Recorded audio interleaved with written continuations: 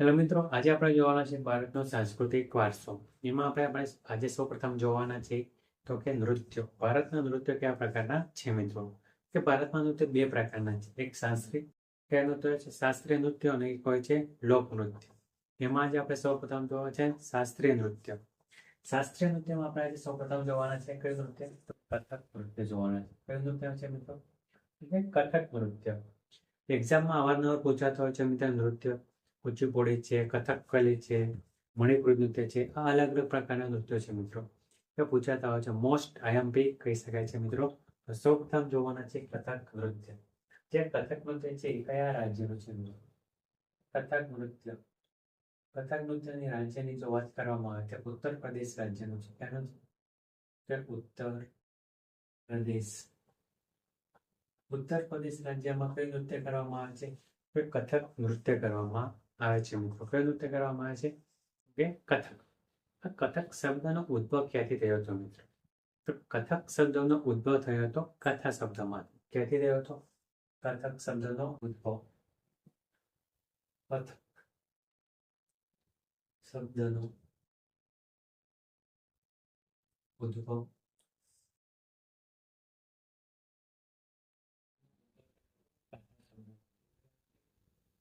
કથા શબ્દ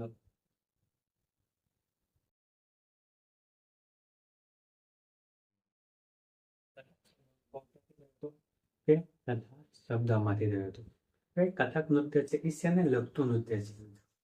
એક્ઝામમાં ક્વેશ્ચન પૂછાતો હોય છે કે આ નૃત્ય કયા લગતું છે, આ નૃત્ય કયા છે. તો કથક નૃત્ય છે એમાં શું દર્શાવવામાં આવે છે? કથક નૃત્યમાં દર્શાવવામાં આવે છે પૌરાણિક કથાઓ અને ઉર્દુ કવિતાઓ. શું દર્શાવવામાં આવે છે? પૌરાણિક જે કથાઓ છે અને ઉર્દુ કવિતાઓ છે એ નાટકીય સ્વરૂપે દર્શાવવામાં આવે છે. કેના સ્વરૂપે દર્શાવવામાં આવે છે? કે નાટકીય સ્વરૂપે. શું કહેવામાં આવે છે? શું દર્શાવવામાં આવે છે? મહત્વ શું હોય છે? પૌરાણિક કથાઓ હોય છે. શું દર્શાવવામાં આવે છે? પૌરાણિક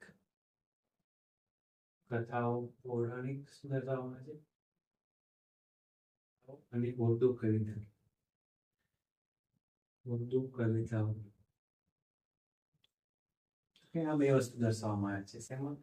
કથા નૃત્યમાં. એક દર્શાવવામાં આવે છે પૌરાણિક કથાઓને લગતું હોય છે, અને બીજું હોય છે ઉર્દુ કવિતા હોય છે એમને લગતું નૃત્ય હોય છે. કઈ રીતે દર્શાવવામાં આવે છે? તો કે નાટકીય સ્વરૂપે દર્શાવવામાં આવે છે. આ કઈ રીતે દર્શાવવામાં આવે છે? કે નાટકીય સ્વરૂપે. નાટકીય સ્વરૂપે. નાટકીય સ્વરૂપે દર્શાવવામાં આવે છે મિત્રો. શું? તો કે કથક નૃત્યમાં શું મહત્વ હોય છે? તો કે પૌરાણિક કથા અને ઉર્દુ કવિતા. જે કથક નૃત્ય છે મિત્રો કોની સાથે સંબંધ ધરાવે છે? તો કથક નૃત્ય છે મિત્રો કોની સાથે સંબંધ આવે છે? તો કે વજ્રભૂમિની રાસલીલા સાથે. સંબંધ કોની સાથે ધરાવે છે? સંબંધની જો વાત કરવામાં આવે તો સંબંધ વજ્રભૂમિની રાસલીલા. વજ્રભૂમિની રાસલીલા. કથક નૃત્ય છે વજ્રભૂમિની રાસલીલા સાથે સંબંધ ધરાવે છે. મહત્વપૂર્ણ હોય છે. શું દર્શાવવામાં આવે છે કથક નૃત્યમાં? પૌરાણિક કથાઓ અને ઉર્દુ કવિતાઓ. કયા સ્વરૂપે? તો કે નાટકીય સ્વરૂપે દર્શાવવામાં આવે છે. કયા સ્વરૂપે હોય છે? કે નાટકીય સ્વરૂપે મિત્રો. બીજી આપણે આગળ વાત કરીએ કથક નૃત્યમાં. કથક નૃત્યનું બીજું એક નામ છે. શું નામ છે કથક નૃત્યનું? બીજું એક નામ છે. કયું નામ છે? કથક નૃત્યને નટવરી નૃત્ય પણ કહેવામાં આવે છે. કેવું? કે નટવરી નૃત્ય. કથક નૃત્યને નટવરી નૃત્ય પણ કહેવામાં આવે છે. એક્ઝામમાં પૂછી નાખે કે નટવરી નૃત્ય ક્યાંનું છે? કે નટવરી નૃત્ય આવશે મિત્રો ઉત્તર પ્રદેશનું. ક્યાંનું આવશે? તો કે ઉત્તર પ્રદેશનું. કયું નૃત્ય કહેવામાં આવે છે? કે નટવરી નૃત્ય. તો કે કથક નૃત્યમાં મહત્વ શેનું હોય છે મિત્રો? અલગ અલગ નૃત્યમાં જુદા જુદા મહત્વ હોય છે. એ જ પ્રકારે આપણે કથક નૃત્ય છે એ કથક નૃત્યમાં શેનું મહત્વ હોય છે? મહત્વની આપણે જો વાત કરવામાં આવે મહત્વ. કથક નૃત્યમાં મિત્રો પગની ચેષ્ટા અને તાલનું મહત્વ હોય છે. શેનું મહત્વ હોય છે? પગની ચેષ્ટા. પગની ચેષ્ટા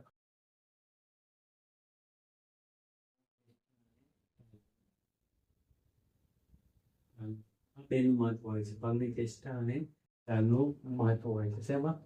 તો કે કથક નૃત્યમાં. કથક નૃત્ય કેવું છે? શાસ્ત્રીય નૃત્ય છે. કથક કેવું નૃત્ય છે મિત્રો?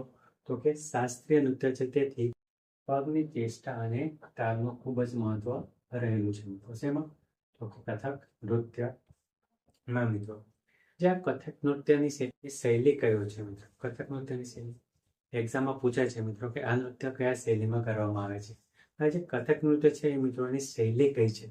તો કથક નૃત્યની શૈલીની જો વાત કરવામાં આવે મિત્રો, કયા પ્રકારની શૈલી છે આ? કયા પ્રકારની શૈલીમાં દર્શાવવામાં આવે છે? તો કઈ શૈલી હોય છે મિત્રો કથક નૃત્યમાં?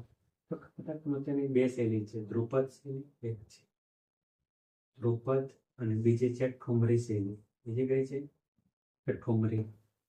આ બે શૈલીમાં કથક નૃત્ય કરવામાં આવે છે. એક છે ધ્રુપદ અને બીજો છે ઠુમરી શૈલી. કે આપણને કેવી શૈલી છે? તો કે કથક નૃત્યની બે શૈલીઓ છે મિત્રો. આ શૈલીમાં શું કરવામાં આવે છે? કથક નૃત્ય કરવામાં આવતું હોય છે. એવું કહેવામાં આવે છે કે જે અવધના નવાબ હતા વાજિદ અલી શાહ. કોણ હતા? અવધના નવાબ વાજિદ અલી શાહ. જે આ વાજિદ અલી શાહના સમયમાં શું થાય છે? કથક નૃત્ય ખૂબ જ ખ્યાતિ પામે છે. કોણ છે? કે વાજિદ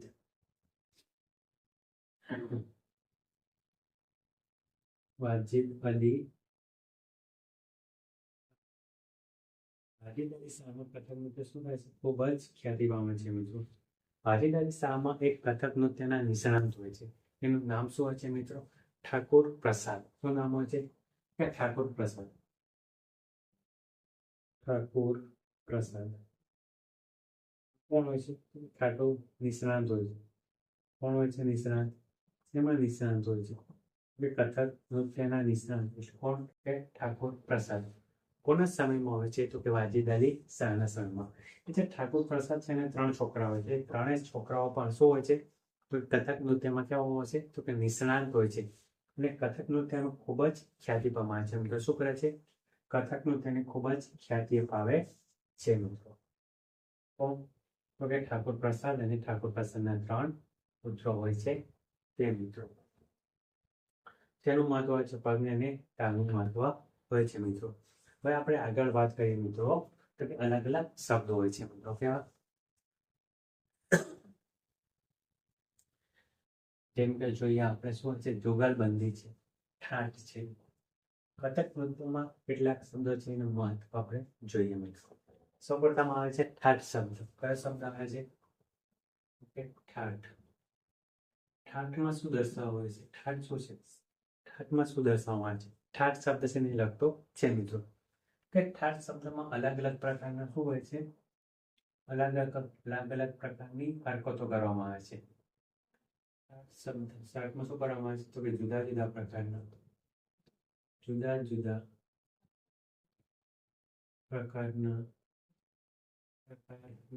હરકતો કરવામાં આવતી હોય છે. કરવામાં આવે છે.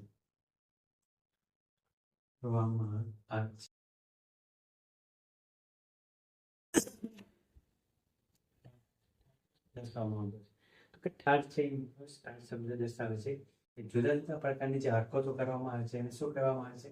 કે એને ઠાઠ કહેવામાં આવે છે. શું કહેવામાં આવે છે? ઠાઠ કહેવામાં આવે છે. કથક નૃત્ય છે એમાં શું કરવામાં આવે છે? કે જુદા જુદા પ્રકારની હરકતો કરવામાં આવતી હોય છે. તો એને શું કહેવામાં આવે છે? તો કે એને કહેવામાં આવે છે મિત્રો ઠાઠ કહેવામાં આવે છે. ત્યારબાદ આવે છે જુગલબંધી. શું આવે છે? કે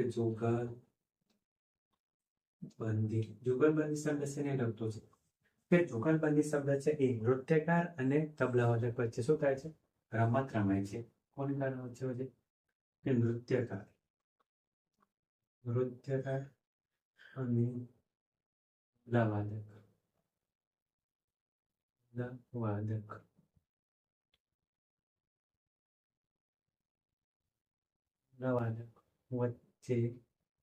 રમત રમાય છે. કોની વચ્ચે? નૃત્યકાર છે અને તબલાવાદક છે એ બંને વચ્ચે શું થતું હોય છે? તો કે રમત રમાય છે. એને શું કહેવામાં આવે છે? તો એને કહેવામાં આવે છે જુગલબંધી. શું કહેવામાં આવે છે મિત્રો? જુગલબંધી. ત્યારબાદનો શબ્દ છે પઢત. શું શબ્દ છે? પઢત. કે પદ્ધતિમાં શું કરવામાં આવતું હોય છે મિત્રો? તો પદ્ધતિમાં છે એ નૃત્યકાર દ્વારા કઠિન પ્રકારનું ઉચ્ચારણ કરવામાં આવતું હોય છે. પદ્ધતિમાં શું કરવામાં આવે છે? નૃત્યકાર દ્વારા કઠિન પ્રકારનું ઉચ્ચારણ. નૃત્યકાર દ્વારા કઠિન પ્રકારનું ઉચ્ચારણ કરવામાં આવતું હોય છે.